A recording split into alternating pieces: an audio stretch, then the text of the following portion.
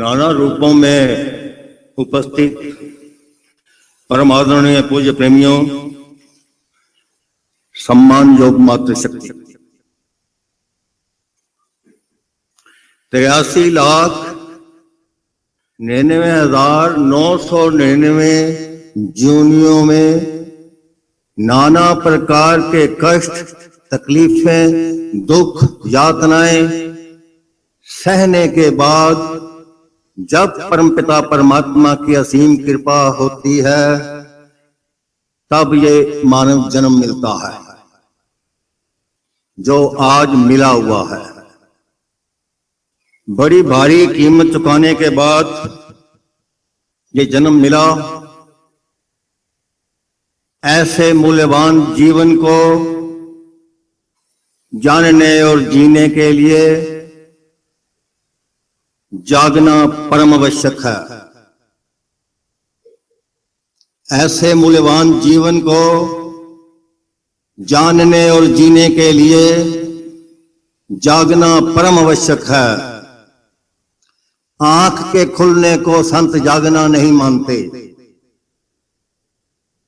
आंख के खुलने को संत जागना नहीं मानते और संत इसके विपरीत ये कहते हैं 85% विकार आंख की दृष्टि से जीव एकत्र करता है।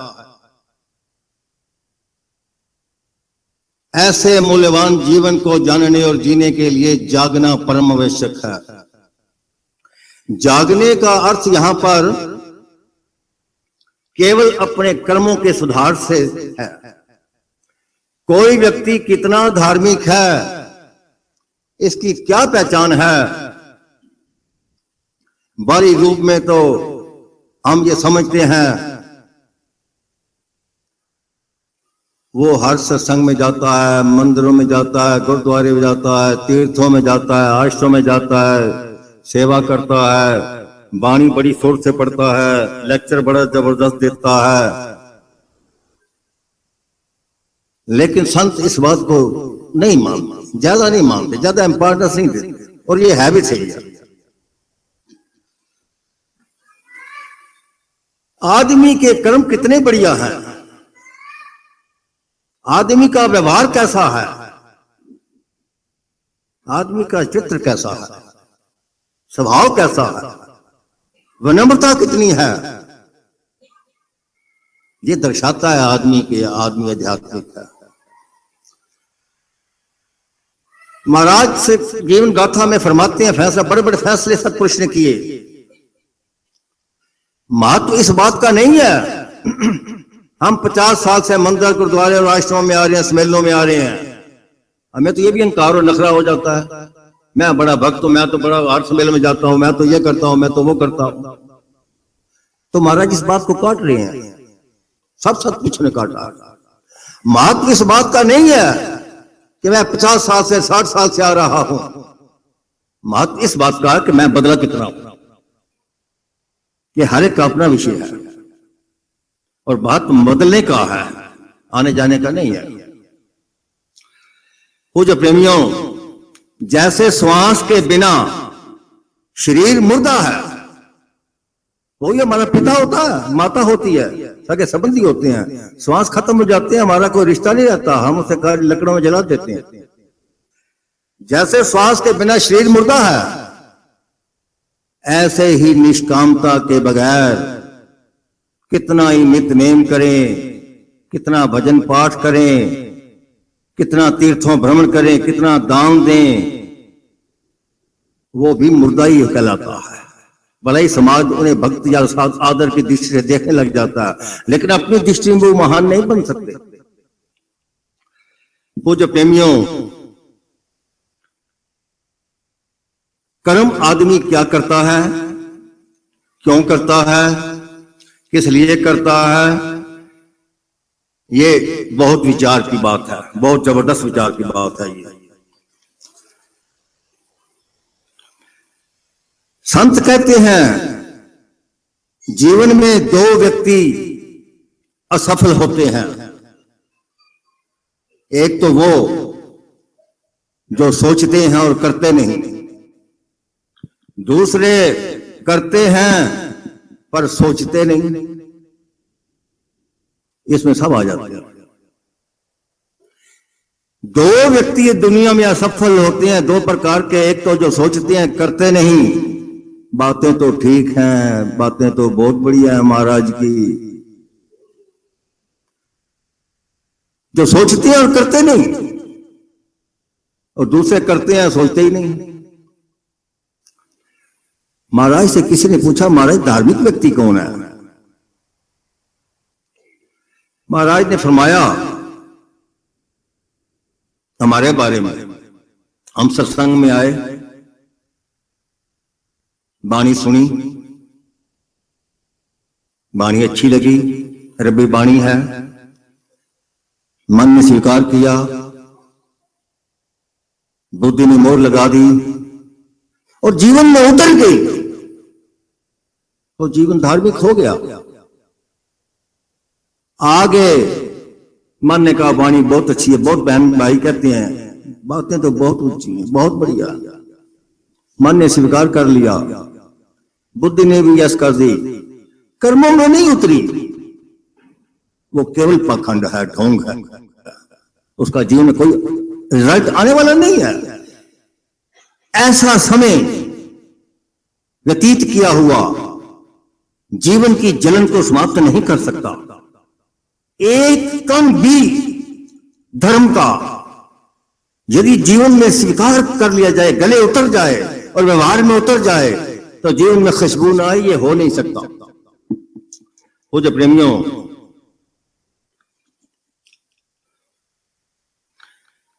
निष्काम करते करते, ये गीता का फैसला है, निष्काम कर्म करते करते जीव को नेकर्म अवस्था प्राप्त हो जाती है, फिर कर्म का दोष नहीं लगता।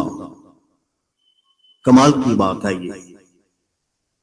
निष्काम कर्म करते करते जीव को निकर्म अवस्था प्राप्त हो जाती है, फिर जीव को कर्म का दोष नहीं लगता। जैसे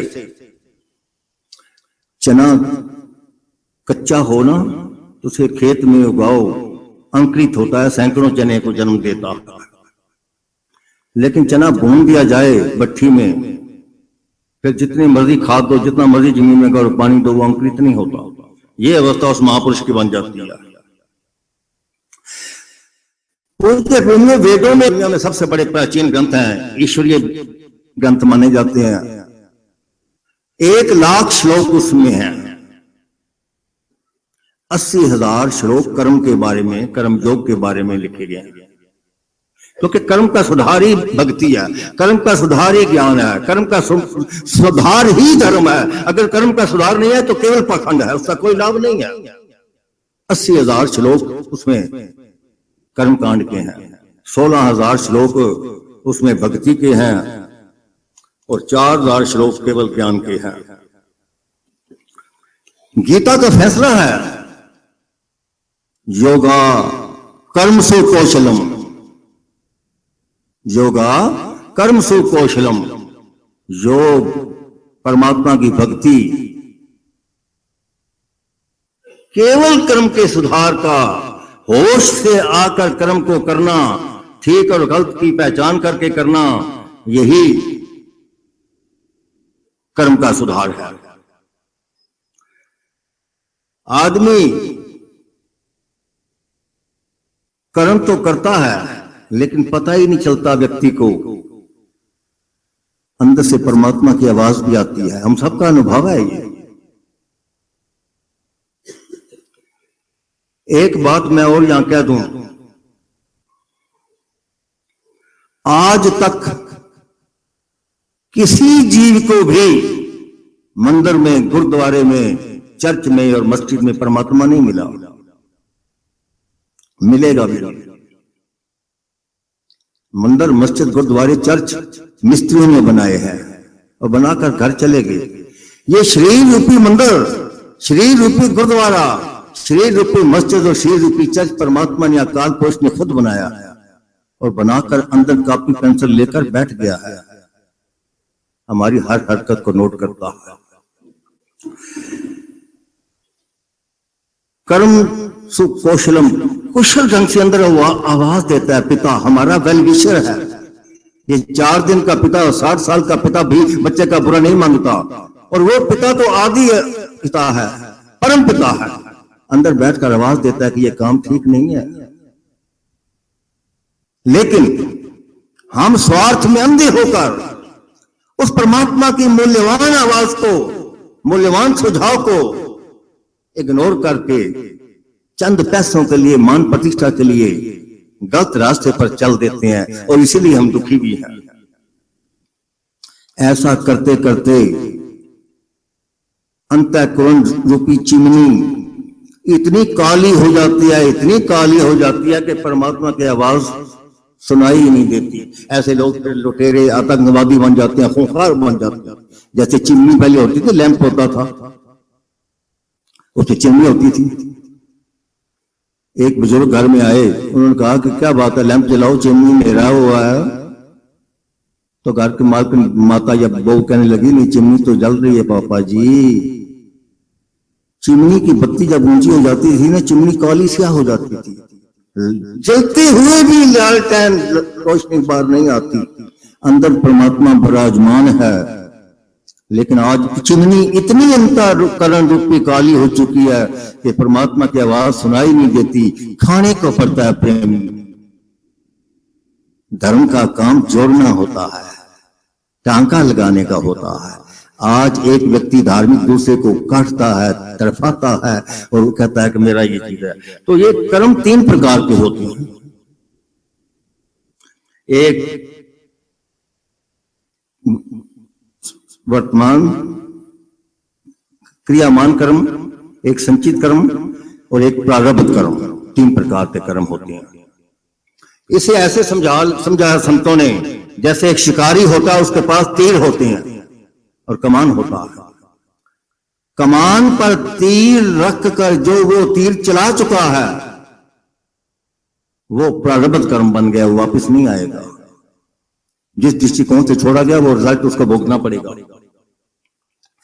एक कमान पर तीर शिकारी ने लगाया हुआ है, ये क्रियमान कर्म है। इसे वो जैसे मर्जी दुरुपयोग करे, सदुपयोग करे, वो कर सकता है। संचित कर्म उसके तर्कश में पड़े हुए हैं, उनको जैसे वो इस्तेमाल करना चाहे। जो श्वास हमारे बर्बाद हो चुके हैं, वापस नहीं आ सकते। अब जो श्वास ले रहे हैं, जहां आए थे जिस वक्त 10 अब 11:30 हो चुके हैं, 1.5 घंटा हमारे जीवन से खत्म हो चुका है। अगला श्वास आए, ये हमारे किसी के हाथ में भी नहीं है। इसलिए महापुरुषों ने यहां कहा कि वर्तमान में अपने जीवन को बेहोश होकर गुजारो। वर्तमान केवल एक श्वास को कहते हैं, आज दिन को भी नहीं कहते। और फिर महापुरुष ने फैसला दिया, जो व्यक्ति अपने वर्तमान का सदुपयोग कर लेता है, उसका बिगड़ा हुआ भूत और आने वाला भविष्य दोनों सफल हो जाते हैं। एक मलिन कर्म होता है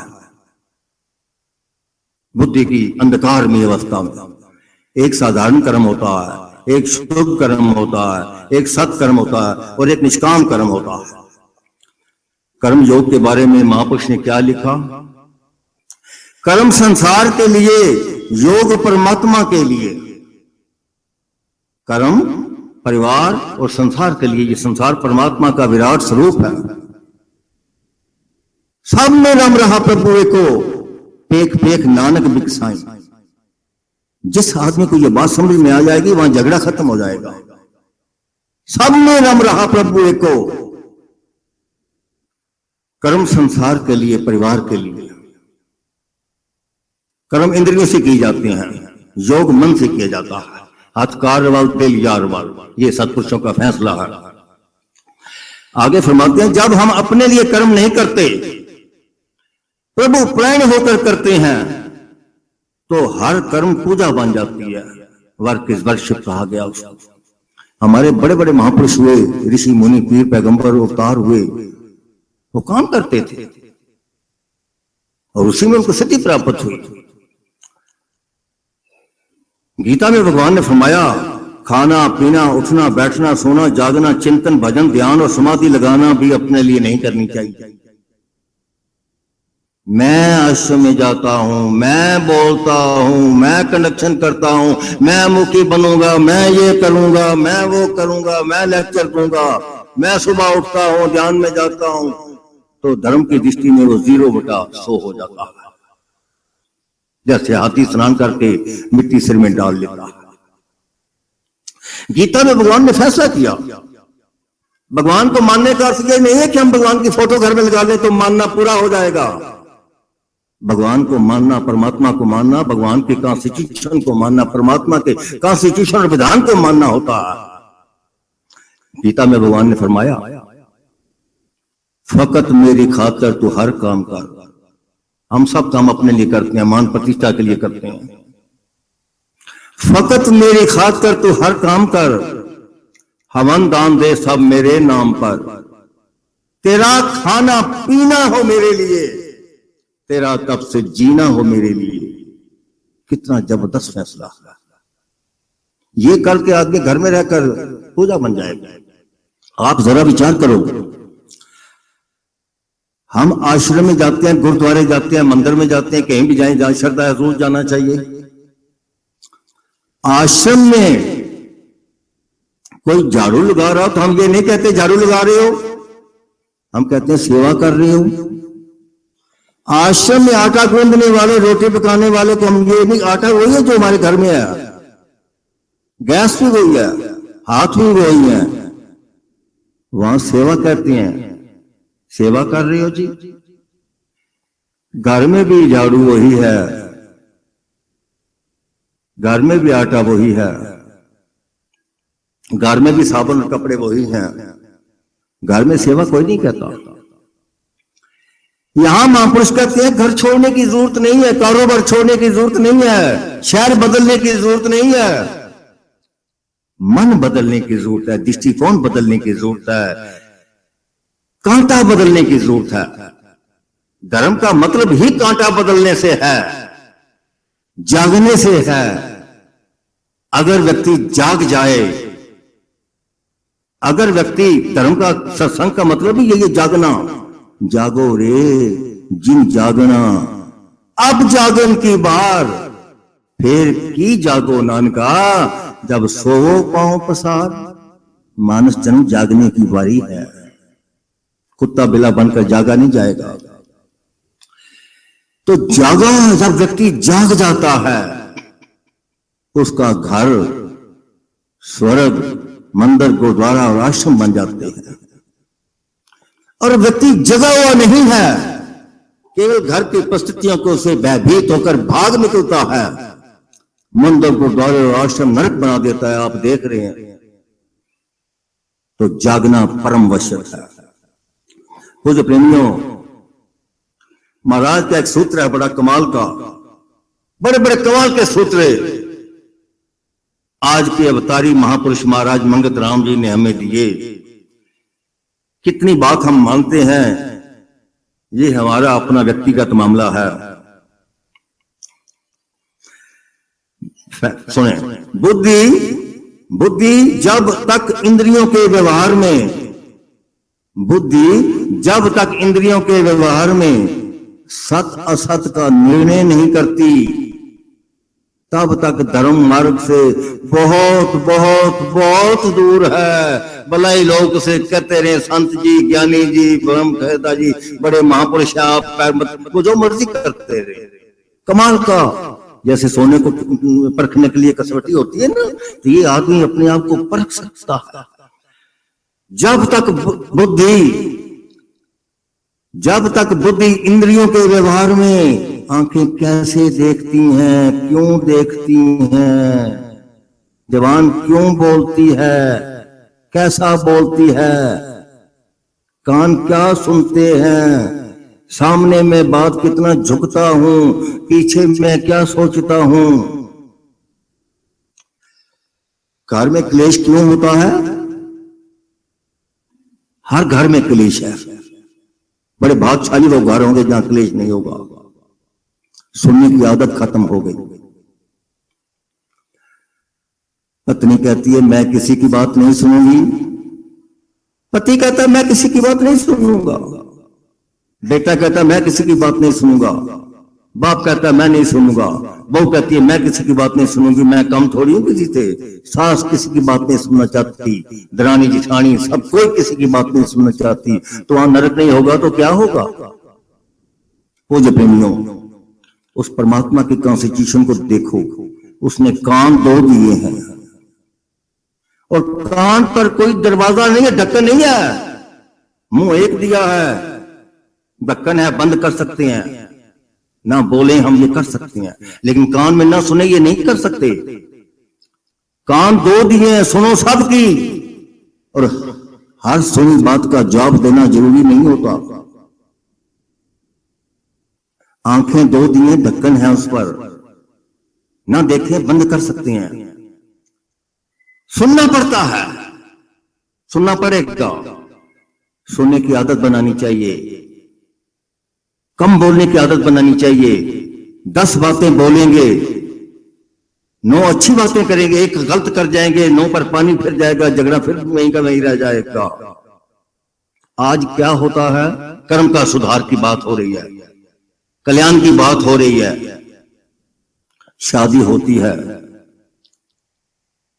बहू आती है घर में, नई नई आती है, थोड़ा संकोच भी करती है, 6 महीने पति बोलता है और पत्नी सुनती है, फिर 6 महीने पत्नी बोलती है और पति सुनता है, फिर दोनों बोलते हैं, सारा मोहल्ला सुनता है। इसी का नाम नरक है। सुनो सबकी, विचार करके अपने जीवन की ओर चलें, इसी का नाम धर्म है। आर्ट ऑफ लिविंग है धर्म, आर्ट ऑफ लिविंग। डोली का नाम धर्म नहीं है, छैनों का नाम धर्म नहीं है, तीर्थों का नाम धर्म नहीं है, धर्म का एक अंश हो सकते हैं।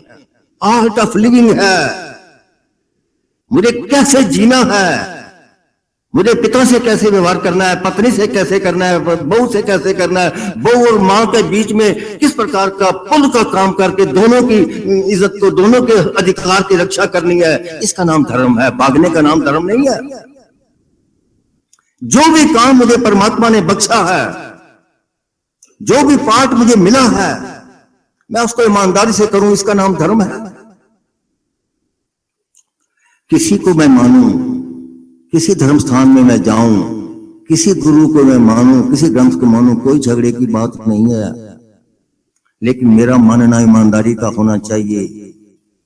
ईमानदारी का मानना मत्था टेकना नहीं है, ईमानदारी का मानना चढ़ावा चढ़ाना नहीं है, ईमानदारी का मानना जयकारे लगाना नहीं है। बाणी गुरु, गुरु है बाणी, बाणी गुरु, गुरु है बाणी, विच बाणी अमृत सारे। बाणी के हे बाणी, चाहे मोहम्मद साहब की हो, चाहे ईसा की हो, चाहे गुरु ग्रंथ साहब की हो, चाहे महाराज की हो, कबीर साहब की हो, बाणी के हे सेवक जन माने, मत्था टेकने की बात नहीं आई। बाणी के हे सेवक जन माने, प्रत्यक्ष गुरु निस्तार है। गुरु शरीर होता ही नहीं। कबीर सब कहते हैं गुरु में शरीर बुद्धि रखना और शरीर में गुरु बुद्धि रखना महान भूल है, महान भूल है। मानुष को जो गुरु जानते, ते नर के ये अंध दुखी हुए संसार में, आगे जम के गुरु ज्ञान का नाम है। तो पूज्य प्रेमियों, लड़ना संसार में कितना बुरा है। लड़ना झगड़ना इसको लोग बुरा समझते हैं, और लड़ाई के लिए प्रेरणा करना कितना जबरदस्त बुरा है। लेकिन भगवान कृष्ण जो 16 कला संपूर्ण सबसे बड़े भगवान माने जाते हैं, अर्जुन लड़ता ही नहीं था। वो कहता मैं नहीं लड़ता, सब मर जाएंगे, ये हो जाएगा, वो हो जाएगा। भगवान ने ज्ञान देकर लड़ने के लिए उसको तैयार किया। इतनी भारी लड़ाई, हम एक मच्छर मार दें ना, मच्छर उसका पाप लगता है हमको। उन्होंने 16 क्षणी 18 क्षणी सेना मरवा दी, कोई पाप नहीं लगा। आज ये बड़े भगवान हैं सबके। जिस काम में मेरी मैं नहीं होती, स्वार्थ नहीं होता, अहंकार नहीं होता, वो काम पूजा बन जाती है। आम लोग ये कहते हैं, देखो जी दुकान में तो धर्म हो ही नहीं सकता, दुकान में तो पाप बिना दुकानें चलती नहीं है। ये बहुत लोगों की धारणा है, ये 100% गलत है। मैं एक मिसाल देता हूं आपको। पुराने जमाने की बात है, एक जाजली ऋषि थे। 500 साल उन्होंने तप किया। 500 साल इतनी जबरदस्त समाधि लग गई उनकी कि बाल लटाएं बन गई, जटाएं बन गई, पैरों तक आ गई, और इतनी घनी हो गई कि चिड़ियों ने वहां घोंसले बना लिए, और घोंसले बनाकर वहां अंडे दिए, अंडों से बच्चे पैदा हुए और उड़ गए। जाजली, छोटी बात नहीं है ये। जाजली ऋषि को बड़ा अहंकार हो गया कि मैं भी कुछ चीज हूं, मैं परमात्मा को बर्दाश्त नहीं है।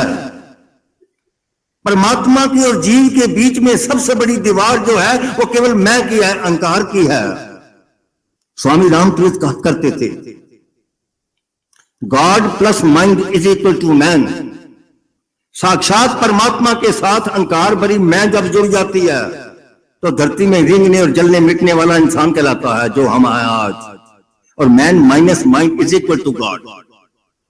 इस इंसान से अगर मैं, अहंकार भरी मैं निकाल दी जाए कि चलता फिरता परमात्मा हो जाता है। तो जाजली ऋषि को अहंकार हो गया। परमात्मा की आकाशवाणी हुई,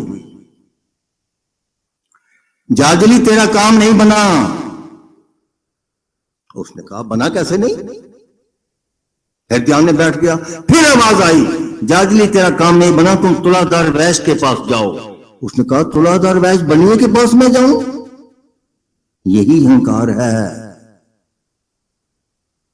फिर बैठ के ध्यान पर फिर आवाज आई, जाजली तेरा काम नहीं बनेगा, तुलाधार वैश्य के पास जाओ।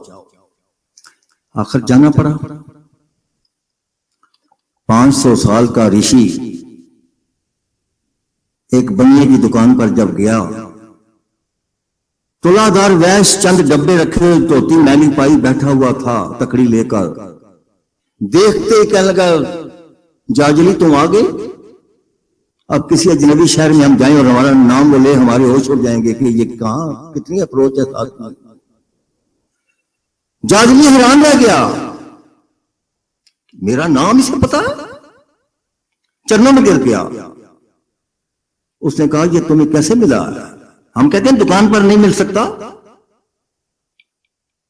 उसने कहा मेरे पास कोई धन नहीं है कि मैं दान करूं, मैं कोई सुन्नत बंदगी नहीं करता, कोई ऐसा काम नहीं करता, धर्म का नित्यनेम नहीं करता।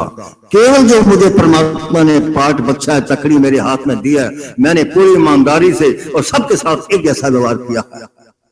कभी कड़वा नहीं बोला, कभी गलत नहीं बोला, कभी ऊंच नीच नहीं की, कभी भेदभाव नहीं किया। ईश्वर रूप समझकर सबसे व्यवहार करता हूं। शुद्ध बिहारी पुरुष जो, महाराज का फैसला है, शुद्ध बिहारी पुरुष जो अघट लक्ष्मी पाए, मंगत सत व्यवहार में लक्ष्मी वास कराए। तो वो हैरान रह गया। इतनी देर में क्या देखते हैं कि गांव को लोग सब आ गए तुलाधार वैश्य के पास। उन्होंने कहा कि 1 साल से वर्षा नहीं, कैच पड़ गया है, तुम बारिश करो, परमात्मा से कहो, तुलाधार वैश्य तुम्हारी परमात्मा बात मानता है, तुम प्रार्थना करो, वर्षा हो जाएगी। तुलाधार वैश्य ने कहा नहीं, ये ऋषि है, महापुरुष हैं, ये इनकी आवाज से बारिश होगी। अब उसको तो अहंकार था ही, उबार आकर खड़ा हो गया, क्या प्रभु मैंने अभी इतना तप किया है तो वर्षा होनी चाहिए जन कल्याण के लिए। वर्षा नहीं हुई। उसने फिर हाथ ऊपर करके कहा, तीसरी बार फिर कहा, कोई वर्षा नहीं हुई। आखिर मुंह नीचा करके जाजली खड़ा हो गया। इतनी देर में तुलाधार वैश्य, जिसमें अहंकार की लेश मात्र भी नहीं था, प्रभु प्रेम जीवन था, निष्कामता थी, निर्माणता थी, तकड़ी लेकर बाहर आ गया। प्रभु जो तूने मुझे काम बख्शा है, यदि मैंने तेरे आज्ञा का पालन ईमानदारी से किया है तो जनहित के लिए वर्षा होनी चाहिए। तुरंत काले बादल बन गए। प्रश्न काम का नहीं है, प्रश्न भागने का नहीं है, प्रश्न जागने का और कांटा बदलने का है। वो जो प्रेमियों, कर्म में महत्व जो होता है वो भावना का होता है। मैं एक मिसाल और आपको देना चाहूंगा, मुझे याद आ गई है। महात्मा बुद्ध का नाम सबने सुना है। महात्मा बुद्ध के आश्रम में दो शिष्य आपस में लड़ने लग गए। एक बड़ा तगड़ा पहलवान टाइप था, दूसरा कमजोर था, और वो उसका दोबारा बहादुर आदमी दूसरे को दबाता ही है हमेशा। झगड़ा इतना बढ़ गया, आश्रम में शोर शराबा हुआ, बुद्ध भी वहां आ गए। अब बुद्ध कालदर्शी महापुरुष थे। उन्होंने देखा, उन्होंने कहा क्या कर रहे हो? उस पहलवान शिष्य को जो तगड़ा था शरीर में, उसको कान से पकड़कर खड़ा कर दिया और कहने लगे, मूर्ख, पिछले जन्म में तू क्या था? ना उसे पता था ना हमें पता। उसने कहा जी पता नहीं। कहने लगे, तू पिछले जन्म में हाथी था, और जिस जंगल में तू था भयानक आग लग गई वहां पर। इतनी भयानक आग लग गई कि सर्वनाश होने लग गया।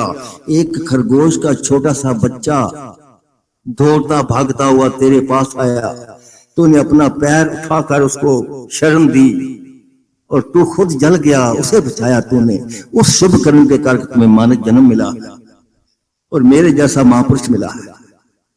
और तू इतनी बड़ी जबरदस्त तपस्या पाकर फिर जानवरों वाले काम कर रहा है, तो फिर जानवरों की जूनी में लौटना पड़ेगा।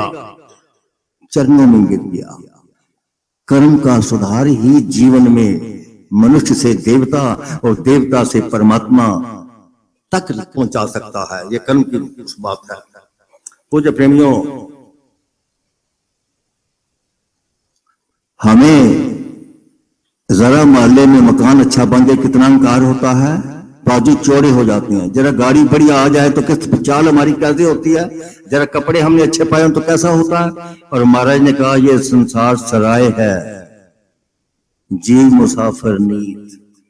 मैं एक मिसाल दूंगा महापुरुष की, बड़ी कमाल की। सर्दी का महीना था, कर्म का सुधार क्यों नहीं होता? और कर्म का सुधार ही धर्म है। सर्दी का महीना था, वर्षा हो रही थी, ओले पड़ रहे थे। रात को 12 बजे एक संत, बढ़िया संत, केवल नाम के संत नहीं, उस दरवाजे को आकर खटखटाते हैं, एक सेठ के दरवाजे को। सेठ ने दरवाजा खोला और 12 बजे बाहर आया। उसने कहा, वर्षा हो रही है, मैं घर में तुम्हारे विश्राम करना चाहता हूं। उसने कहा, ये मुसाफिर खाना नहीं है, ये मेरी कोठी है।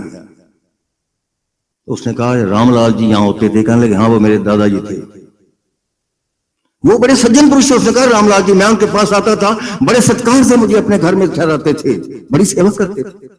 वो कहां, बुलाओ उनको। कहने लगे, वो चले गए। कहां चले गए? डेथ हो गई उनकी। अच्छा, तो श्यामलाल जी होते थे, वो मेरे पिताजी थे। कहते वो बड़े सज्जन पुरुष थे, मैं उनके पास भी आया, बड़ा सत्कार करते थे, बड़ी सेवा करते, उनको बुलाओ। कहने लगा, वो चले गए। कहां? जहां दादाजी चले गए। संत ने कहा, मूर्ख सेठ, जहां लोग आते हैं और कुछ समय रहकर चल देते हैं, उसी को मुसाफिर खाना कहते हैं।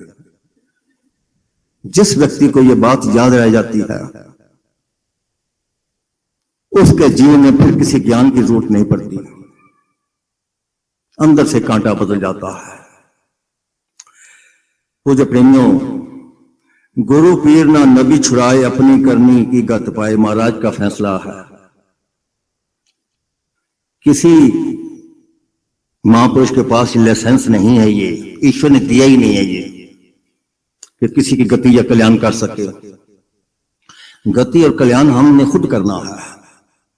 स्वामी रामतीर्थ कहा करते थे, 33 करोड़ देवी देवता भी अगर आ जाएं, हम तलवे चाटते हैं।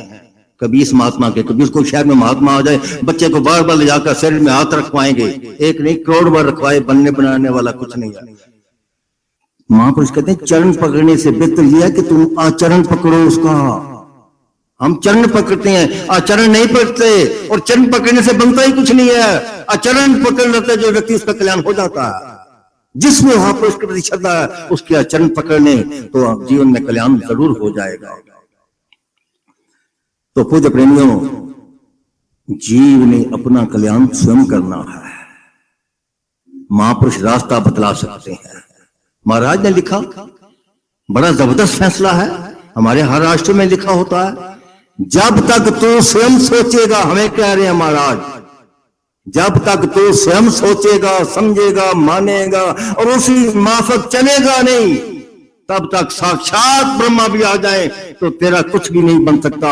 इस बात को तू आज समझ, 10 साल के बाद समझ, 4 जन्म बर्बाद करके समझना तो यही पड़ेगा। क्यों अपना सफर लंबा करता है, क्यों अपना सफर लंबा करता है? उठ जाग और धर्म के मार्ग में चल। संत जगा सकते हैं। उंगली पकड़कर कोई आज तक किसी को लेकर नहीं गया। आज अखंड पाठ होते हैं, जागरण होते हैं। भावना पीछे क्या है, मैं एक मिसाल दूंगा। मैं एक बरादरी में आगरा में गया, रिश्तेदारी नजदीकी थी। कर्म का सुधार नहीं है, केवल पाखंड है, दिखावा है, लोग हमें बगैर समझें।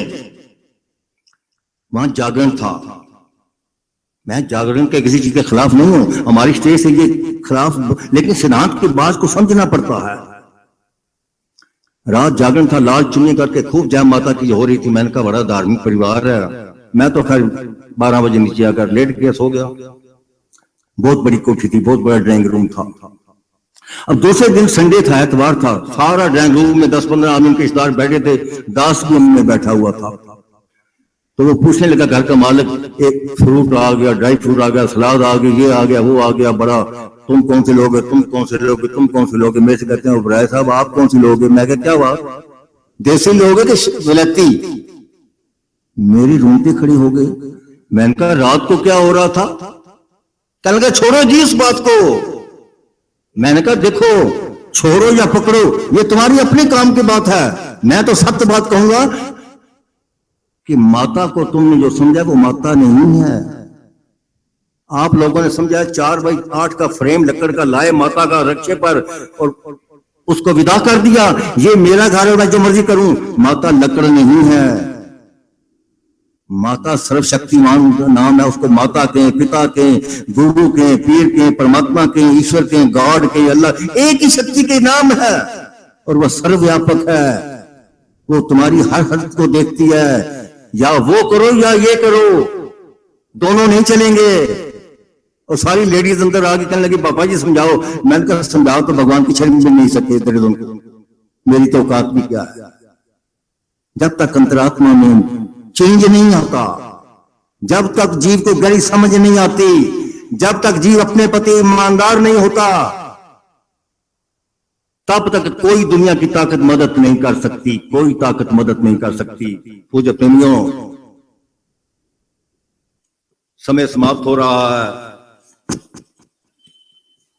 परमात्मा हमको सतबुद्धि बख्शे, सत ज्ञान बख्शे, सत विवेक बख्शे।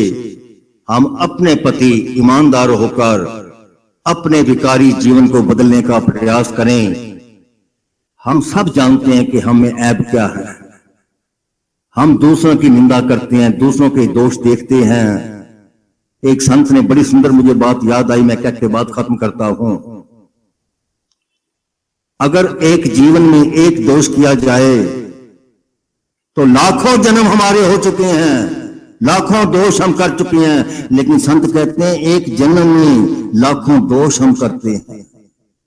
लाखों जन्म दोष एक जन्म में करते हैं और करोड़ों दोष होते हुए, अरबों दोष होते हुए दूसरे के ऊपर दोष दृष्टि रखना, ये सबसे बड़ा अपराध है। एक संत ने से किसी ने पूछा, क्या पता लगे धर्म में उन्नति हो रही है कि नहीं हो रही?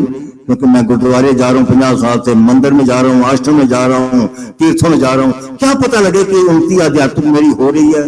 बड़ा कमाल का उन्होंने जवाब दिया। उन्होंने जवाब दिया, आदमी दूसरे के दोष देखना बंद कर देगा, यही धर्म की सबसे बड़ी उपलब्धि है। ओ ब्रह्म